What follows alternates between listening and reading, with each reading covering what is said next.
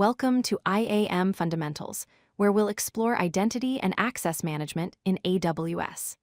IAM is all about controlling who can access what in your AWS environment.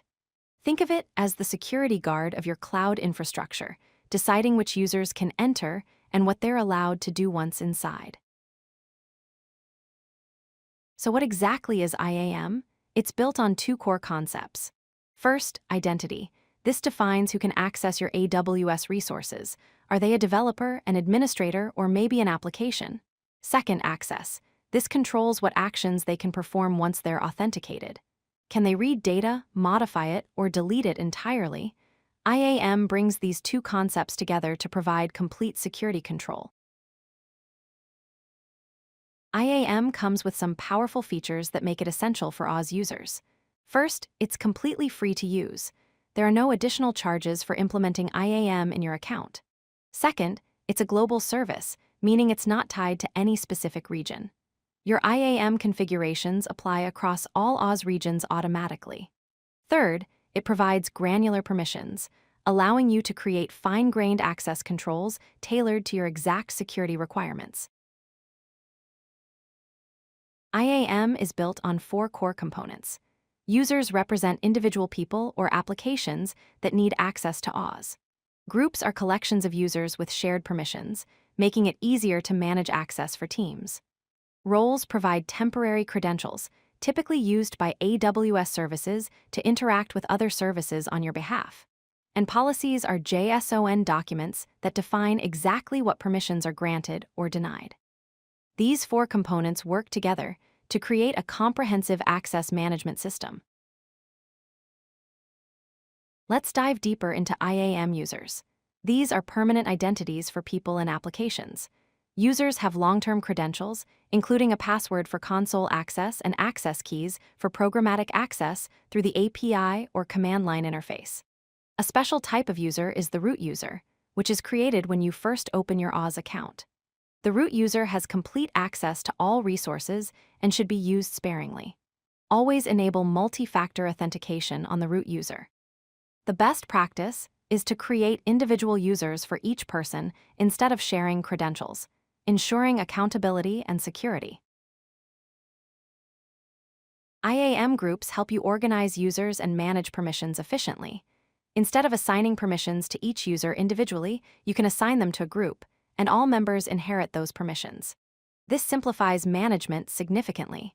Users can belong to multiple groups simultaneously, giving them combined permissions from all their groups. However, there's one important limitation. Groups cannot contain other groups. You cannot nest groups within each other. IAM roles are different from users because they provide temporary credentials rather than permanent ones. These credentials automatically expire after a set duration, which makes them more secure. Roles can be assumed by users, AWS services, or even external identities from outside your AWS account. The major advantage of roles is that there are no long-term credentials to manage or rotate, reducing the risk of credential compromise.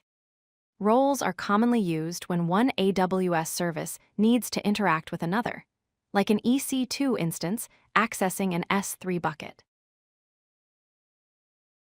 IAM policies are JSON documents that define permissions. Let's look at a simple example. Every policy includes a version field, which specifies the policy language version. The statement section contains the actual permissions. Each statement has an effect, which is either allow or deny. The action field specifies what operation can be performed, like S3:getObject for reading objects from S3. Finally, the resource field identifies which specific resources the policy applies to, such as a particular S3 bucket.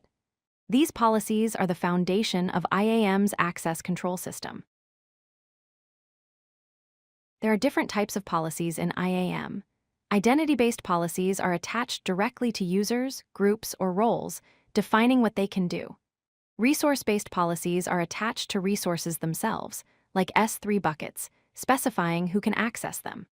AWS-managed policies are pre-built policies maintained by AWS, covering common use cases and automatically updated when AWS releases new services. Customer-managed policies are custom policies that you create yourself, giving you complete control over the exact permissions you need. The least privilege principle is fundamental to IAM security. It means you should grant only the minimum permissions required to perform specific tasks. Start with a deny-all approach where users have no permissions by default. Then, grant only what's necessary for them to do their job. This reduces the risk of accidental or malicious damage to your IAM's resources. Always ask yourself, does this user really need this level of access? If not, don't grant it. This principle is the cornerstone of a secure AWS environment. If you like this video, hit that like button and don't forget to subscribe. Visit codelucky.com for more such useful content.